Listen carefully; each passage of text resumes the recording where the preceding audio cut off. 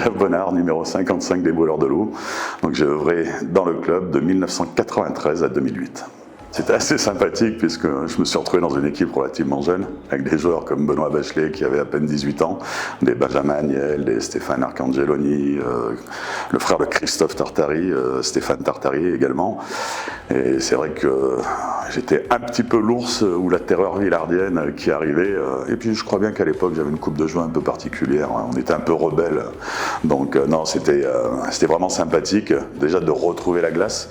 Les 2 années précédentes j'avais très peu joué. Et puis donc on a eu une belle fin de saison en 1994 avec la Coupe de France qu'on a gagnée à domicile. Demi-finale Anglet, où là on laisse un petit peu des plumes sur la glace, moi je me blesse et je me retrouve donc pour coacher la finale avec Serge Djeloul, parce que Danny Grando, l'entraîneur de l'époque, était sur un colloque d'entraîneurs national. Et donc on s'était retrouvés, Serge Djeloul et moi, à coacher. Et on a gagné la Coupe de France à Clémenceau à l'époque, en 1994.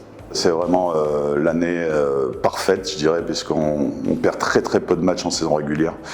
Pour mémoire, il me semble qu'on en perd un maximum 2. Ensuite, on galère pas, mais sur les séries finales, donc il y avait quart finale, demi-finale et finale, hein, on a quelques blessés également, mais c'est surtout déjà les premiers débuts d'un certain Cristobal Huette, qui n'a que gagné la Coupe Stanley. Pardonnez-moi du peu, et puis ensuite on avait une équipe parfaite. On avait vraiment 3 grosses lignes et chaque ligne tirait de l'avant. On avait un entraîneur qui nous laissait faire le jeu qu'on voulait, donc ça a été pour moi certainement la plus belle année à Grenoble. C'est deux passages complètement différents, hein. Clémenceau, peu de gens l'ont connu maintenant puisque les années passent, mais c'était un petit peu le chaudron du hockey sur glace avec une grande tribune de 2000 personnes. C'était tout ouvert de partout, on n'avait pas encore des balustrades tout le tour de la patinoire, des plexis qui rebondissaient beaucoup, donc très spectaculaire, avec une ambiance. On était dans la transition de l'amateurisme au semi-pro et du semi-pro, ensuite derrière avec Pôle Sud au professionnalisme.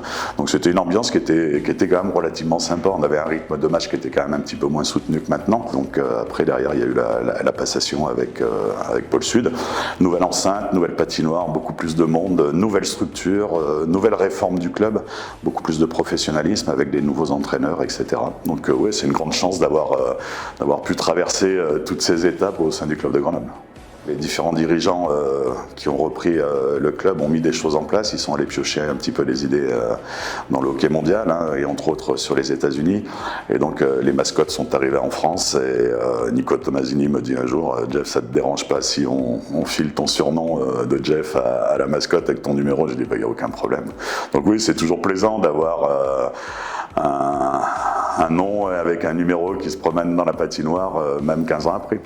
C'est une très grande fierté, comme je pense beaucoup de joueurs encore présents de ce monde, puisque certains nous ont quittés, mais d'avoir son numéro retiré par le club, ça veut dire qu'on a quand même marqué l'histoire de son club, on a œuvré aussi dans le bon sens avec le club pour tirer tout ça vers le haut. Donc oui, très grande fierté. On pourrait dire les titres de champion de France, mais c'est l'année qui a suivi le titre de 98 où on joue la CHL. On est engagé avec une équipe qui est vraiment réduite en termes d'effectifs puisqu'il y avait quand même des grosses difficultés financières après le titre. Donc on est resté encore un an en élite et donc déjà d'avoir gagné, d'être la première équipe française à avoir gagné un match de CHL.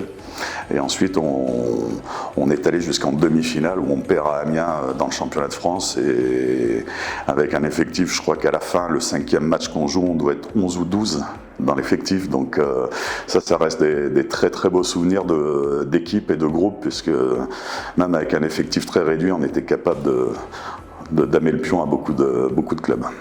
Les règles ont changé déjà, hein, pour commencer. Je dirais que moi aujourd'hui, avec le profil de joueur que j'étais à l'époque, je ne pourrais pas jouer aujourd'hui dans le championnat tel qu'il est, puisque aujourd'hui c'est très compliqué. Le durcissement des règles de jeu font que le côté physique a pris un second temps C'est vraiment plus le côté technique aujourd'hui et rapidité, même si à l'époque, en termes de rapidité, on s'en sortait encore pas trop mal, mais le physique prenait quand même le dessus, donc c'est ce que je trouve, alors pas dommage, parce qu'il faut que le sport évolue avec son temps, mais c'est la grande différence qu'il y a entre l'époque où moi je jouais, donc qui a connu l'amateurisme, hein, puisque j'ai commencé pro en 1987 à Villard-de-Lans, donc ça remonte à déjà quelques années, et puis j'ai terminé donc en 2008 à Grenoble, mais voilà, c'est la grande différence, elle s'est faite par rapport aux règles de jeu qui ont évolué et surtout le niveau physique qui a énormément changé. Je souhaite un très bon anniversaire au club des Brûleurs de Loups. Je lui souhaite surtout de rester encore très longtemps au plus haut niveau. Un grand merci au club et encore un très joyeux anniversaire.